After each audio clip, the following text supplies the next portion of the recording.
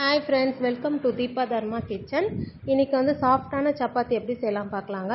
நான் கோதுமை மாவு எடுத்திருக்கேன். உப்பு தேவையான அளவு சேர்த்துட்டு நல்லா கலந்துட்டு நம்ம தண்ணி கொஞ்சம் கொஞ்சமாக ஆட் பண்ணி நம்ம மாவு வந்து நல்லா பிசைஞ்சிக்கலாம்.